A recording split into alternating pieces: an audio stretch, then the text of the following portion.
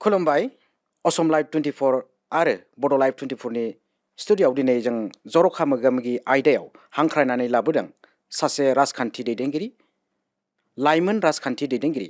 बिथाङानो जादों बड' पिपल पार्टीनि लाइमोन गांखंनि आफादगिरि बिक्रम रामसियारि बिथां।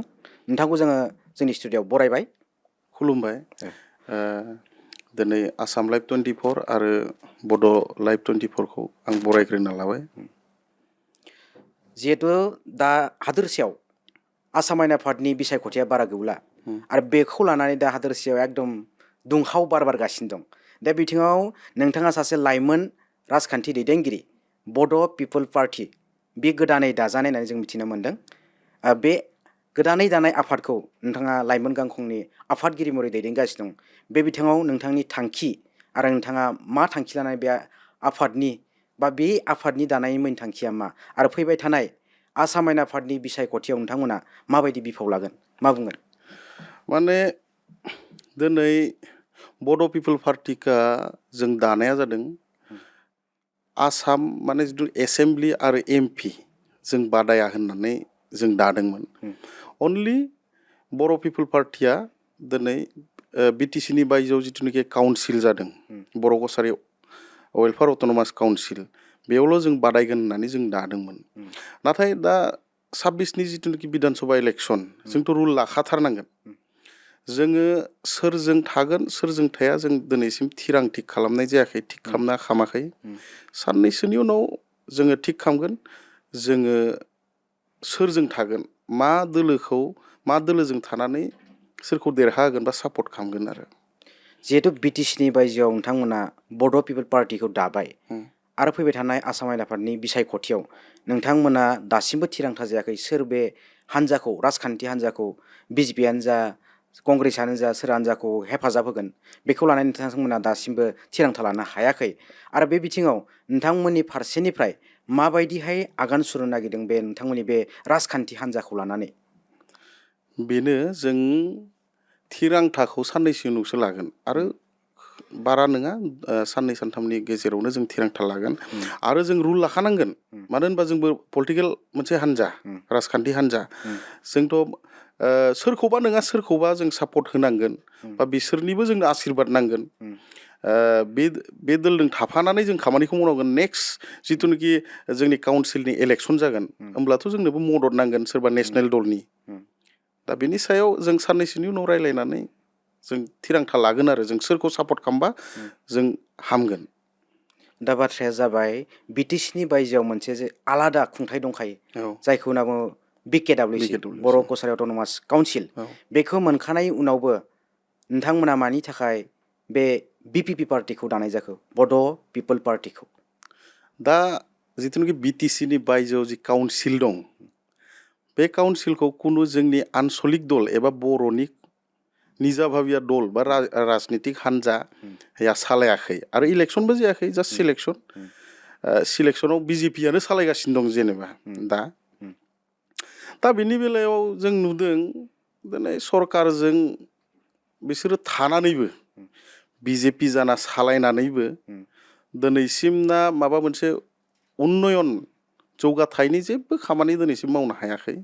दिनै 5 बोसोर बारलांबाय, बेनो बे ना इलेक्सन। नोंथाङा बुंनो नागिरदों जे बड' पिपल पार्टिनि सासे लाइमोन गांखंनि आफादगिरि महरै दा बिकेडब्लिउसिखौ माने खुंथाइ महरै सालायनायाव जाफुंसार जानो हायाखै, जेबो माने हायाखै। बिजेपियासो सालायगासिनो दं, नोंथाङा बिदि बुंनो थांदों। दा बिदिब्ला नोंथांमोना माबायदि रल लानो नागिरदों? माने बिजेपियानो सालायगासिनो दं ना, सालायगासिनो दं दाबो। माने बिजेपि गभर्नमेन्टआबो जोंनि आसाम जिथुनि सरकार बेबो बिजेपि, जि सेन्ट्रेल सरकार बेबो बिजेपि, बर' कसारि अट'नमास काउन्सिलाबो बिजेपि, नङा होमबा? दिनैसिम अब्लाबो फान्डनि बेलायाव मानो दिनैसिम गैया? अलरेडि बिजेपि जोब, फान्डआ दिनैसिम गैया। दिनैसिम गामि सोसननायाथ' माने नोंनि 900 भिलेज, माने आं एक्जेक्ट मिथिया, 900 भिलेजसो माने सोनाय जाबाय होन्दों। दिनै गवालपारा थालांबाय, साउथ कामरुप थालांबाय। दा मानि बेलायाव बेफोरबायदि जानांगौ? माने दिनै सरकारानो गावसोरनोखा, नङा होमबा? सरकारानो गावसोरनो सरकार जाना मानो हायि? मानो हायाखै? दे बे पावारखौ बा गोहोखौ फुल आबुङै मोनाखै नामा? बिदि नोंथाङा मा बुंगोन? आं जे धरिलक फर एग्जाम्पल आं बड' पिपल पार्टिनि जुदि काउन्सिलखौ आं सालायोमोनबा बड' पिपल पार्टिया जुदि सालायोमोनबा स्टेटआव जुदि बिजेपि गभर्नमेन्ट थायोमोनबा होमबासो आंनो पावारखौ हरा जागौमोन नङा होमबा? खिन्थु दिनै अलरेडि पावारानो बिसोरनोखा बिजेपियानो नङा होमबा? होमबा पावारखौ माबायदि लानो रोङाखै? बिसोर लानो रोङाखैदां। माने BKWSआ बिजेपिनिफ्राय पावारखौ लानो हायाखै हायाखै बेनिखायनो आबुङै बिसोरो थारमाने जौगाथायनि खामानि मावनो हायाखै। बेनो माने बिसोरो पावारखौ दिनैसिम किसुमान खोथायाव माने एसे माबा दमबो नांगौ एसे दमबो सोलिनांगौ नङाबा दिनैसिम 5 बोसोर बारा जाबाय दिनैसिम 13 करोड़ 13.5 करोड़ फैसायाव 10 लाख बर' सुबुं दं बिटिसिनि बायजोआव 13.5 करोड़ बिराद लाजिथावना बाथ्रा ब्रिज गंसेबो जाया। होमबा जोंनि बे जिथुनाखि दा जाफुंनाय इयुथ बिसोरखौ जों माबायदि जौगाहोगोन? जोंनि जिथुनाखि दिनै फार्मारफोरा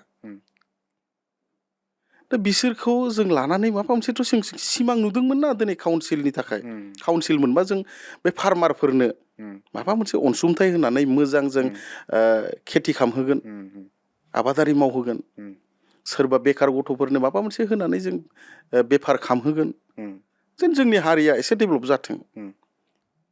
नाथाय माने दिनैसिम 5 बोसोर बारलांबाय बे खोथाखौनो आं दिनैसिम सानो जेब्ला इलेक्सन फैगोन अब्ला रायजोनि खाथियाव आरो थांलायसिगोन गाबोन समफोर देग्लाय बिजेपिनोनो भटखौ हो। दा बे बिथिङाव नोंथांमोननि फारसेनिफ्राय मा बिफाव लागोन? आंथ' सानो जाय सरकारखौ थांनाय 21आवनो जिथुनाखि बुंदोंमोन देग्लाय बिजेपिनो भटखौ हो जोंनि काउन्सिला आबुं महर मोनगोन फान्ड एभेलेबल जागोन थांनाय 24आवबोथ' सेम बेनो खोथाया एबार जेने थेने इन्डियायाव बिजेपि गभर्नमेन्टखौ लाबो थारैनो फैदों बर' रायजोआबोथ' भट होदों होआखै नङा होदों नाथाय गब्लंआव बबेखि दं आं बेखौसो बुजियाखै। दा आं बे बिथिङावनो मोनसे दाजाबदेरनि दा जिहेतु मोनसे बर'नि गोजोन गोरोबथा थामथि जायखौ जों गोजोन गोरोबथा होननानै बिटिआर सुक्ति जानानै थांबाय गोजोन गोरोबथा जानानै थांबाय बे बिथिङाव BKWSखौ मोनफुंबाय बा BKWSनिफ्राय जेरैबायदि बिटिसिनि बायजोआवबो BKWSनो 1,500 कौटि बेनिनो मोनसे बाहागो होनायनि बेवहाय फोसावनाय जादोंमोन जायखौ हादोरसानि मन्थ्रि बिथांमोनाबो फोसावदों बा बुंबाय थादों। दा बे बिथिङाव मोनदोंना मोनाखै आरो बेखौ लानानै मानो मावफुंनो हायाखै बा माबायदि जौगाथाय मावफुंनो हायियाव माबाफोर आन्दोआव बाथ्रा दं नामा? नोंथाङा मा बुंगोन?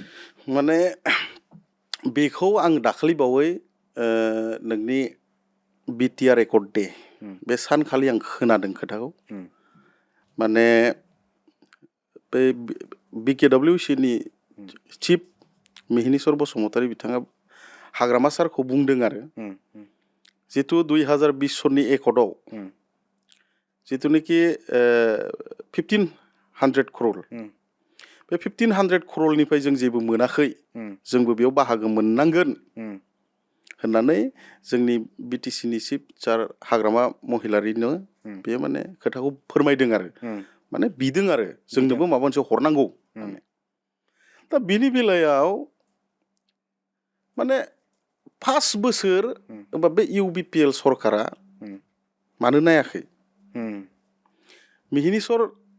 मानगोनां मिहिनीश्वर बिथाङा प्रमद बर'नि सिगाङाव फंसेसो बेबायदि खोथा बुंदोंना बुङाखैमोन बुंबाथ' कि जानि माबा मोनसे मोनबायमोन निस्सय बे बुङाखै बेनिखायनो बे 5 बोसोर जेबो मोनाखै।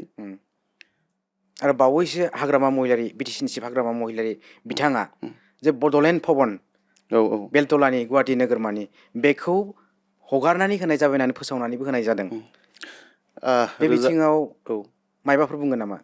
रोजा रोजा साबायखर होदों बिथां शिब हाग्रामा महिलारिखौ मानो होनबा बिटिसिनि बायजोआव थानाय बर'फोरखौ अनसायो बिथाङा थारैनो थांनाय 5 बोसोराव मा भारा होनानै सोलिदोंमोन नामा बेखौथ' माने बिथां मिथिया बिटिसिनि शिब हाग्रामा महिलारि बिथाङा बुंदोंमोन रायजोफोरनि सिगाङाव दा प्रमद बर'आ माने भारा होनानैसो हगारनानै होदोंमोन होननानै होदोंबो जानो हागौ नाथायबा किन्तु दाखालि बावैसो जिथु धेमाजियाव बेवहाय फोसावनानै होदों माने आनुষ্ঠাनिक भाबै खान्थि बायदियै जे हगारनानै होनाय जाबाय होननानै दा बे बिथिङाव नोंथाङा मा बुंगोन मोजां मोनदों जों मानो होनबा बड'लेण्ड सोमावसारनाया खालि बिटिसियावल' सोमावसाराखैमोन दिनै सारा आसामनि आसामाव थानाय बर'फ्रानो सोमावदोंमोन नङा होमबा दा बेनि बेलायाव जास्ट बियो अननाय बिटिसिनि बायजोनि बर'फोरखौ जे हाग्रामा सारा अनदों मोजां मोनदों गोसोआ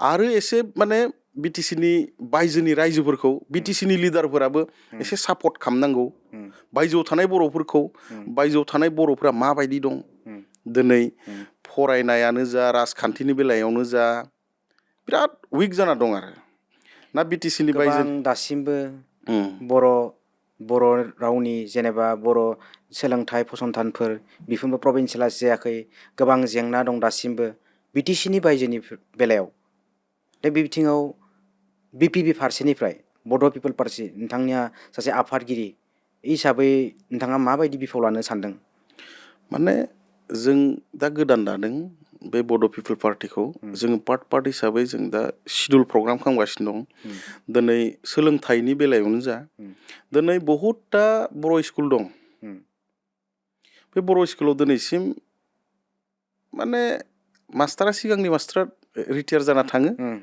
नेक्स्ट माने निउ रिकमेन्ड गैया बेफोरबायदि जाना दं किसुमान स्कुलाव स्टुडेन्ट दं फोरोंगिरि गैया बेफोरबायदि बहुद जाना दं बहुतथा स्कुल दं नुबा माने गोसोआ बिराद गाबनो ओंखारो आरो जोंहा जेराव बर' बिजोंनि बे सोलोंथाइ फसंथानाव फरायसालिफ्राव बा फोरोंगिरिनिबो आंखाल जानानै दं बेबायदि जानानै दं आरो प्रभिन्सियेलाइजनिबो गोनांथि आरो इनफ्रास्ट्राक्चार डेभेलपमेन्ट इसिं दाथाय फरायसालिनि बेफोरबो जौगाथाय गैया दा गोबां खामानि मावबावनो दं होननानै सानो आरो रायजो राजाफ्रा बेखौनो बुंदों जोङो शिडिउल मोनसे लादों बे शिडिउलाव इलेक्सननि उनाव सिगाङावथ' गाबोन समफोर माबा जासिगोन नोंनि कड अफ कन्डाक्ट नांसिगोन बेनि उनाव जोङो माने बहुद प्रटेस्ट खालामगोन जों सरकारनि एगेन्स्टआवनो जा माने स्कुल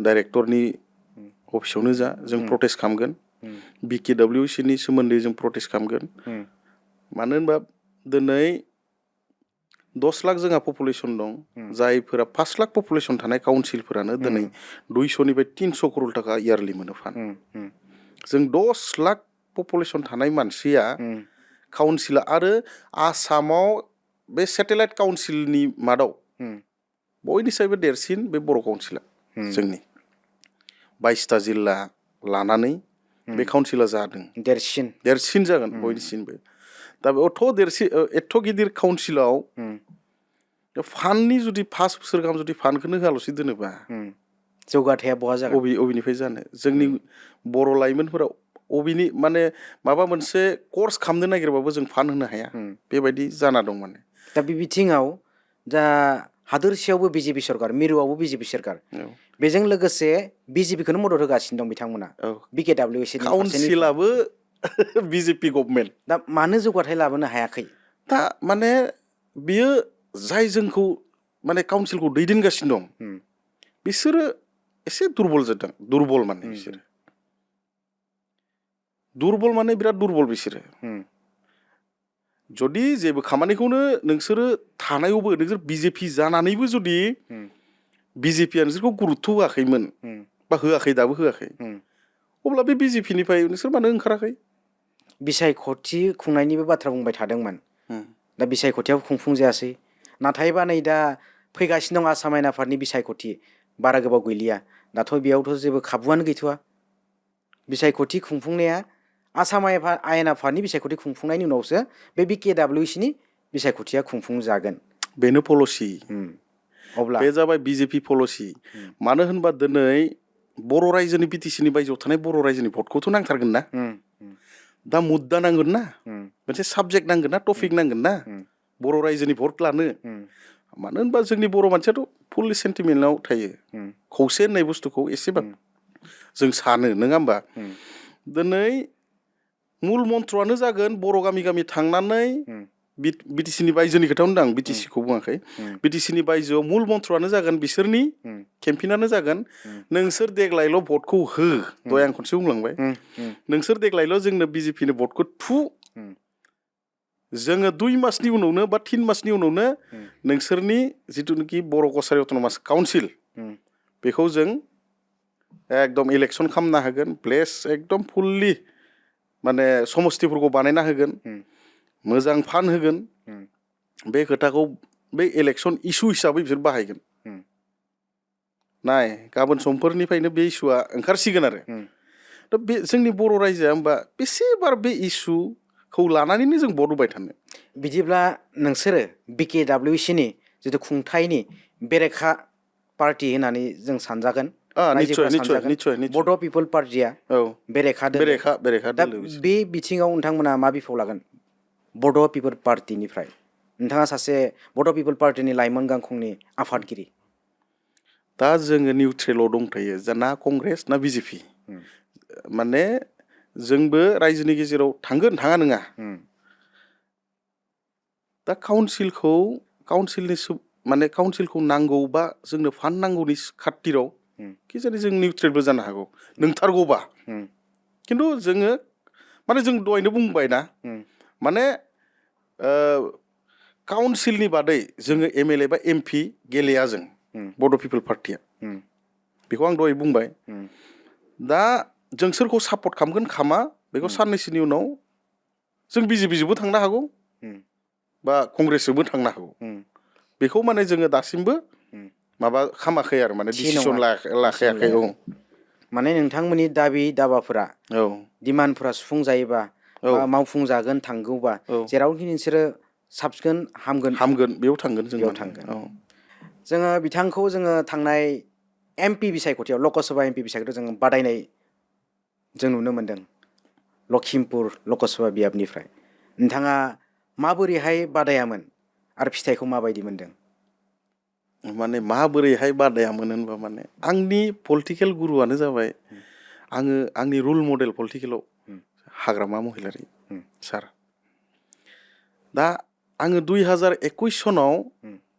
आङो एकदम टटेलि माने सासे फिसा फिसौ बेफारिमोन बिजनेसमेन ओमफ्राय जेब्ला 2021आव बे बिधान सभा इलेक्सनावनो जेब्ला फ्राय लिडार्सफोरा बिटिसिनि बायजोनि लिडार्सफोरा हाग्रामा सारनि बेरेखायाव ओंखारदोंमोन बेखौथ' गोसोआव दं बे समाव आं माने हाग्रामा सारजों थाफादोंमोन बेनि उनावनो आं माने खुनु दोलाव आं बिपिआवबो हाबाखै बा बेलेग खुनु दोलाव आं गैयामोन आरो दा 2021निफ्राय आङो हाग्रामा सारजों ओंखारफा मालाबा थाफानानै बिदिनो थाङै 24 फैबाय 24 फैनायनि उनाव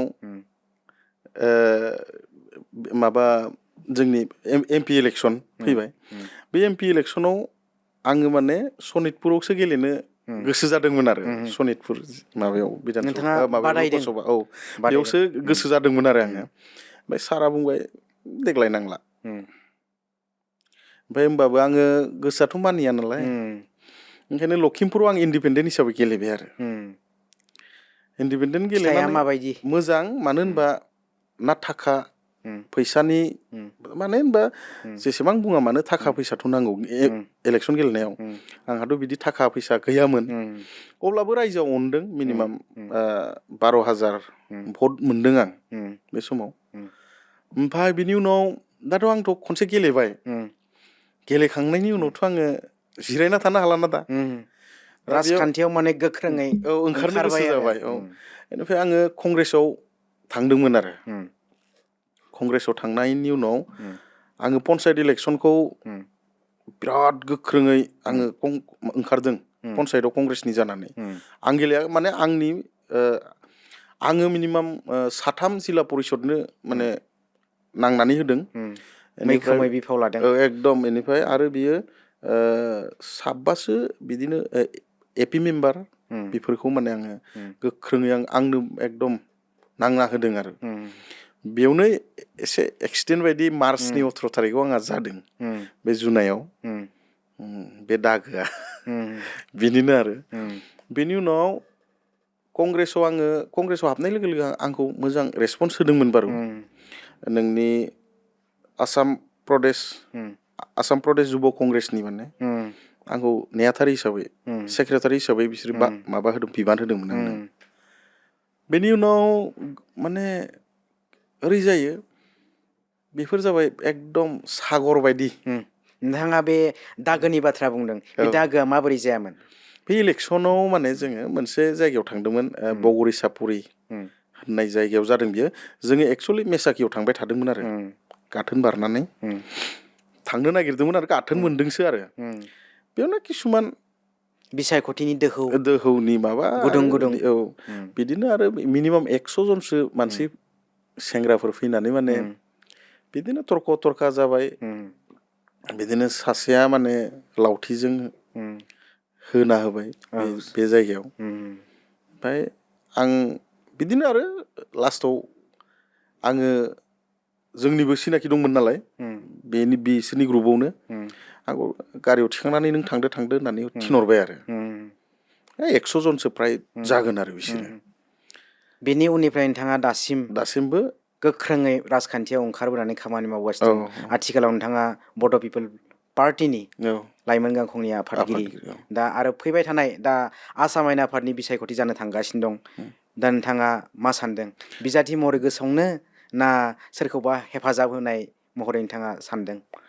आङो बिजाथि महरै ओंखारगोन खिन्थु दाबो मा दोलोनिफ्राय ओंखारगोन बे थि जायाखै बेनि उनाव अबे समस्थियाव गेलेगोन माने गोसोआव दं दा बुंजाया दं आरो माने नोंथाङा गेलेगोन बिसायख'थियाव बादायगोन नोंथाङा साखाफारा जाना दं आरो बेनिफ्राय बड' पिपल पार्टिखौ माबोरैहाय दैदेनलांनो सानदों जोङो दा अलरेडि 20टा जिल्लायाव जों अलरेडि जोंनि आफादखौ दाफुंखाबाय जों बेनि उनाव जोङो ब्लक लेभेलसिम थांसै माने समस्ति लेभेलसिम थांगोन जों बेनि उनाव किसुमान इयुथनि सायाव माने किसुमान जों प्रजेक्ट लादों बेफोरबायदिनो लासै बहुद गथ'फोर दं जोंनाव PSC पास बिदिनो एनकम कमप्लिट खालामना दं बेफोरबायदि गथ'फोरनिफ्राय जोङो माबा लागोन आइडिया लागोन दा माबायदि हायो जोंनि दोलखौ जोङो माने जोंनि जिथुनाखि संगठनखौ मजबुत खालामनो हायो बेनि बेलायाव जोङो किसुमान माने मोजां मानसिनिफ्राय आइडिया लागोन आरो बेनि उनाव जों सोलिलांबाय थानि जोंबोथ' गोदानसो कमप्लिटलि माने पलिटिक्सनि नलेज गैया दा बारानि बारा 25% नलेज फैदों आरो दासो बिदि जायो माने मावै बे रोंमोनथायखौ मोनबोगासिनो दं दा मा होनो बिसायख'थियावथ' बारा बावलिया दा बे बिथिङाव फैबाय थानाय बिसायख'थियाव नोंथांमोननि फारसेनिफ्राय लाइमोन गांखंनि आफादगिरि महरै नोंथाङा माबायदि बिफाव लानो होननानै सानदों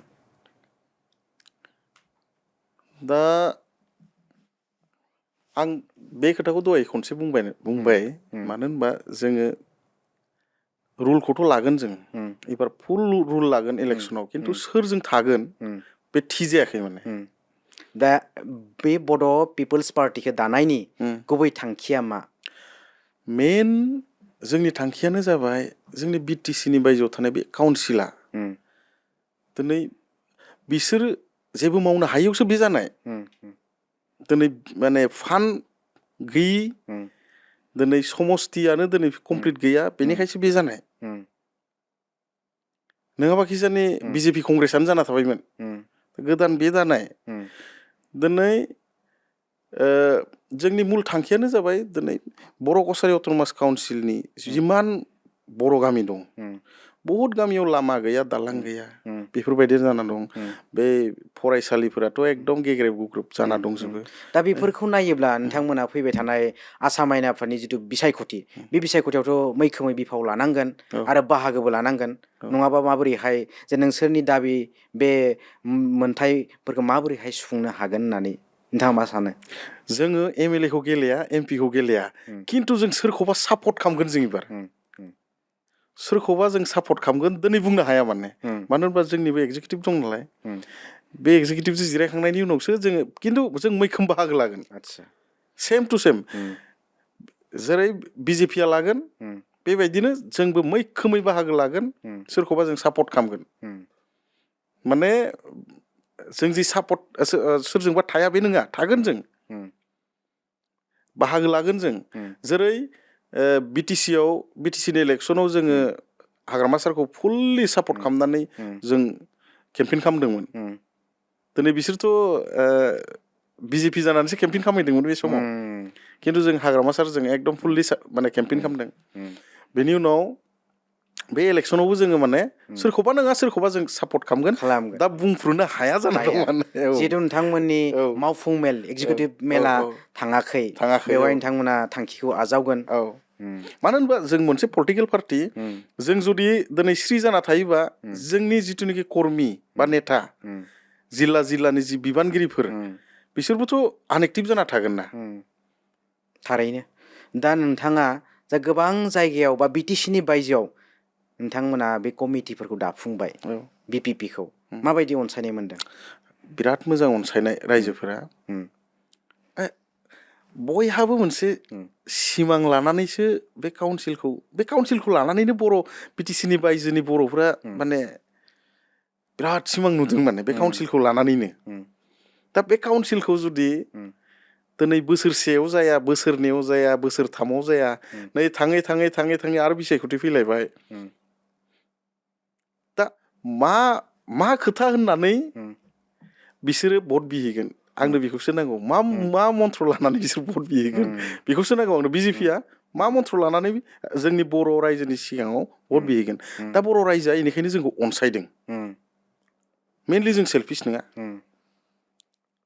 आरो जों दिनैसिम जोंनि ग्रुपआ रावखौबो जेबो थगायाखैबो बिसोरनि बायदि माने MP इलेक्सननि उनावनो काउन्सिला एकदम ग्रोम जागोन होननानै जों बुंफेराखै आरो जोंनि डिमान्ड इयारलि 500 करोड़ थाखा BKW सफैनांगौ जोंनि डिमान्डआनो बेनो मोनसे बाहागो जिहेतु सुक्तियाव BTCनि बायजोनि बर'फोराबो जिहेतु सोमावसारबोदोंमोन नङा होमबा बे माने सुक्तियावनो दंखायो जिहेतु आरो जायखौ मन्थ्रि बिथांमोनाबो हादोरसानि मन्थ्रि बिथांमोनाबो बुंबोगासिनो दं दा बे बिथिङाव माने बे जिथुनाखि 1500 करोड़नि खोथाखौ जिथुनाखि बुंदों बे 1500 करोड़निफ्राय आं 500 करोड़खौ बुङाखै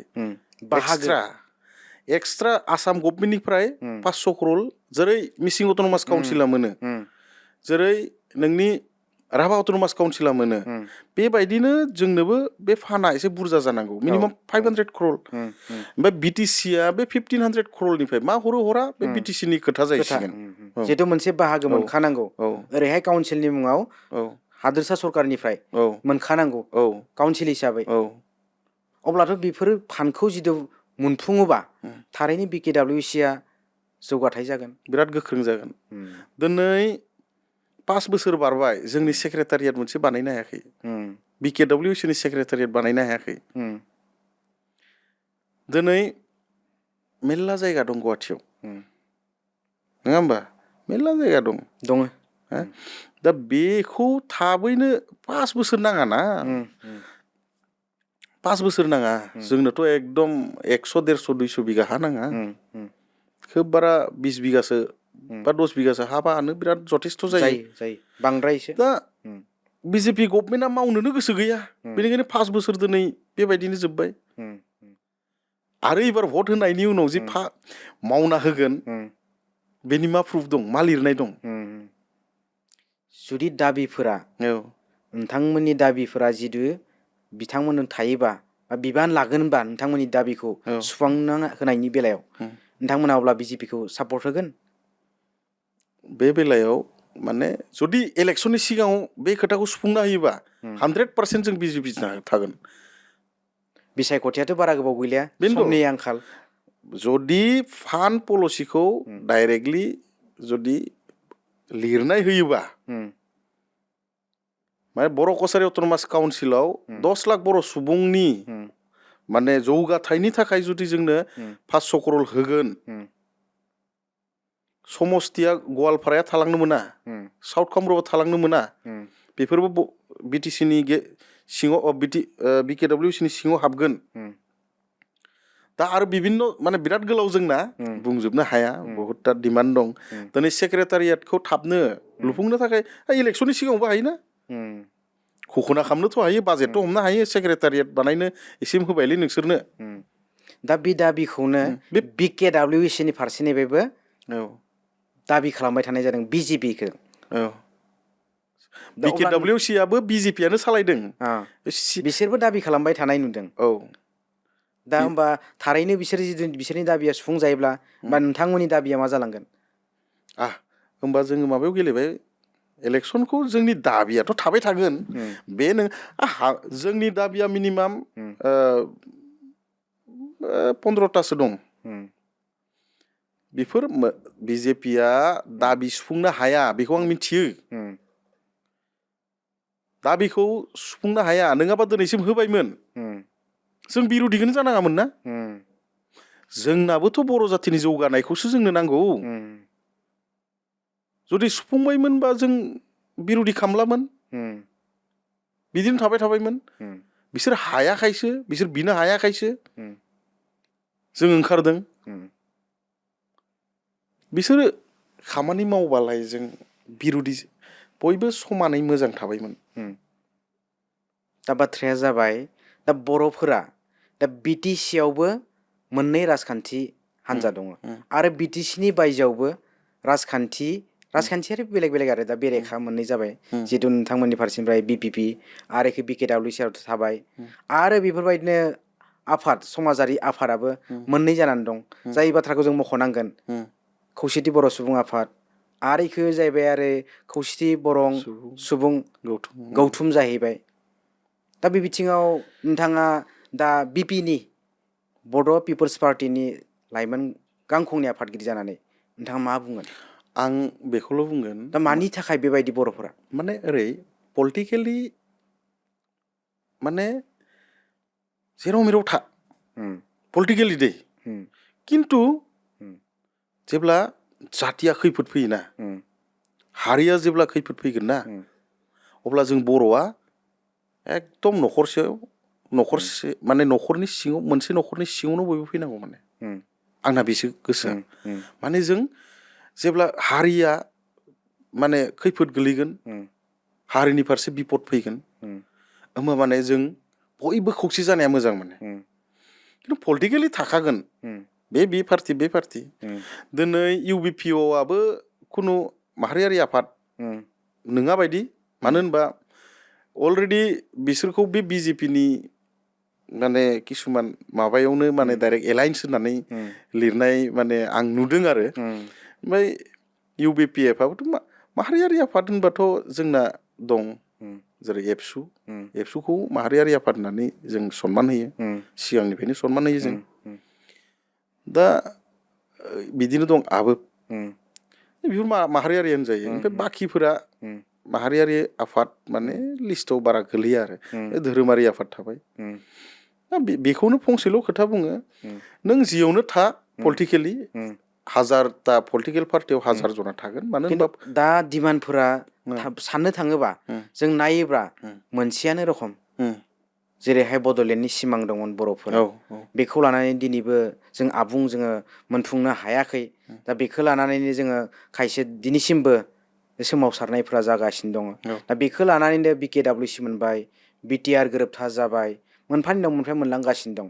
आरो बै बिटिआर गोरोबथानि दारैनो जिथु गामि थिसननाया सोलिगासिनो दंमोन, आरो आद्रा थानायफोरखौ बिकेडब्लिउसिनियाव सिङाव बे काउन्सिलनि सिङाव सोनायनि जिथु हाबाफारिबो सोलिबाय दंमोन। नाथायबा बे बिकेडब्लिउसिनि सिङावबो खायसे बर' गामिफोरखौ सोसननो हायाखै। दा बे बिथिङाव मावनांगौ गोनां गोबां खामानि दं। नोंथाङा माबायदि सानो बेबायदि? माने आंबोथ' गोजोना उम, बड'लेण्ड मोनागौ मानि आंनि गोसोआबो गोजोना। उम, नाथाय बेनि गेजेरावनो सोलिलांनांगोन। बेनिखायनो एकर्ड बाय एकर्ड जाबाय, मोनथाम एकर्ड जालांबाय। उम, दिनै बहुद राजनेता नुबाय आं। उम, माने जिथुनिखि थांनाय बे 2020 सनाव जिथु एकर्ड जादोंमोन, उम, दा बेखौथ' 6 मासावनो मावफुंजोबगोन बुंदोंमोन। उम, 6 मास जालांबाय, दिनै 5 बोसोर थांबाय। दिनै गफुरनि किसुमान गामि हाबबाय, किसुमान गामि हाबाखै। बे गामिया हाबबाय, बे गेजेरनि गामिया थालांबाय। बेफोरबायदि बहुद जादों। मानो होनबा बे जुदि कन्टिनिउवास जायाबा जोंनि 6 सिडुलासो एसे खैफोदाव थागोन माने। ओंखायनो बेफोर ओरै बिटिसियावबो गैया, बा बड'लेण्ड हालामावबो गैया, औ एखै आरो काउन्सिलावबो काउन्सिलावबो गैया। दा बे बिथिङाव खायसे बर' गामिफ्रा एसे जेंनायाव दं होननानै सानजायो आरोना। एसे नङा, बहुद जेंनायाव दं। मानो होनबा बे बुस्थुखौ गावनि न'नि सिमाखौ थिग खालामना लायाबा गुबुना माने आलि दाननानै सिमाखौ बारायना लाया होमबा, थिग बिदि जाहैगोन माने। दा बेनिखायनो सिगांनि जाय दंमोन, 5 बोसोर जाय जालांदों, बे एसे जर खालामनांगौमोन। माने प्रमद बर' सारा एसे जर खालामनांगौमोन। मानो होनबा दिनै 5 बोसोर जालांबाय, 5 बोसोराव बहुद खामानि मावजायोथ'। 5 बोसोरा ओरैनो नङा, बोसोराव 365 डेज ना। नोंथाङा बुंनो सानदों प्रमद बर'आ थांनाय 5 बोसोराव औ बिटिसि सरकारखौ सालायनायाव फेलें जादों। निस्सय जादों। बेनिखायनोथ' एबार पावाराव गैला। बिटिसि गभमेन्टखौ सालायनायावबो फेलें जादों, आरो जाय सुक्ति खालामफादोंमोन बिटिसिनि बायजोआव थानाय बर'फोरनि, बे सुक्तिखौबो मावनो बे फेलें जादों। मानो होनबा बिनि नेतृत्वआवनोथ' एकर्डआ जादोंमोन, नङा होमबा? आं मोनसे खोथा बुंनो लुगैयो आरो माने जेरै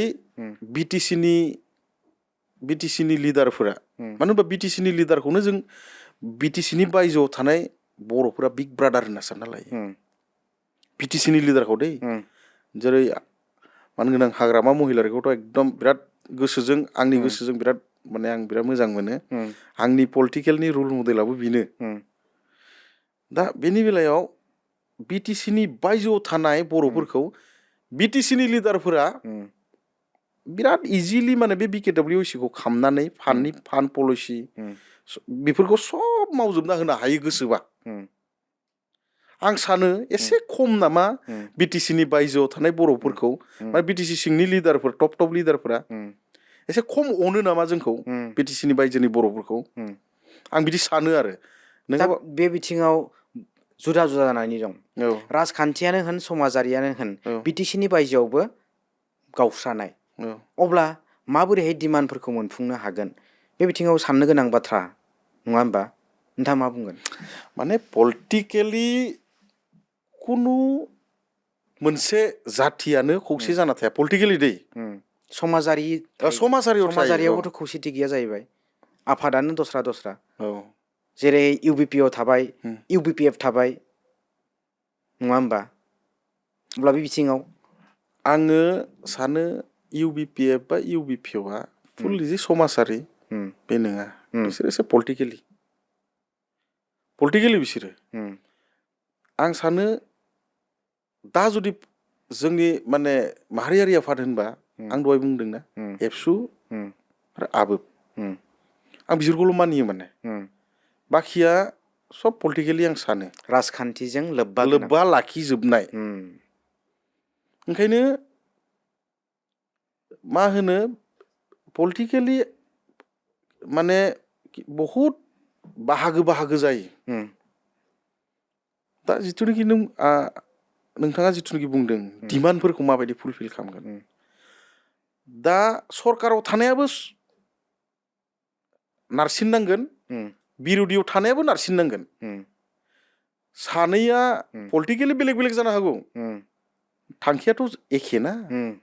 जों बर' हारिनि थाखायनोथ' जुजिदों ना। बेनो खोथाया, जों मोनसे हारिनि थाखायनो जुजिदों, बर' जाथिनि थाखायनो जुजिदों। नोङो बे एंगेलजों थांनानै सरकारजों थानानै नों सरकारखौ नारसिं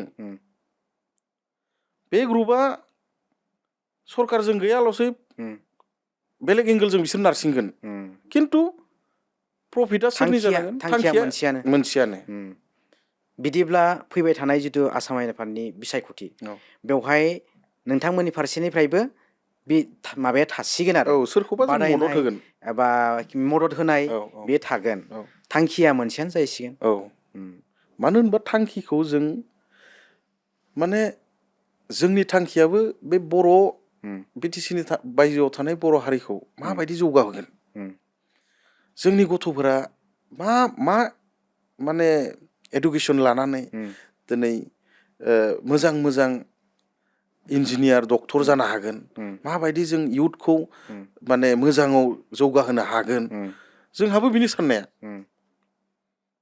बिसोराबो बिनो जानो हागौ बिनो बिसोरनाबो मानो होनबा जों एखे बर' बिदिबा फैबाय थानाय आसाम आयेन आफादनि बिसायख'थियाव नोंथांमोनाबो मैखोमै बिफाव लागोन जों मिथिनानै मोनबाय बिदिब्ला जोङो दिनैनि जर'खा मोगा मोगि आयदाखौ जोङो एसेयावनो फोजोबनो होननानै जों आखायाव लाबाय आरो बिथाङानो जाबाय बड' पिपल्स पार्टिनि लाइमोन गांखंनि आफादगिरि बिक्रम रामसियारि बिथां आरो बिथांजों जोङो गोबां बाथ्रा मिथिबाय आरो नोंथांमोननि सेराव जोङो गोबां बिथांनिफ्राय जोङो फोरमायनो हाबाय एबा फोरमायनो नाजाबाय आरो बिदिब्ला जों दिनैनि जर'खा मोगा मोगि आयदाखौ जों एसेयावनो फोजोबबाय गोजोन्थों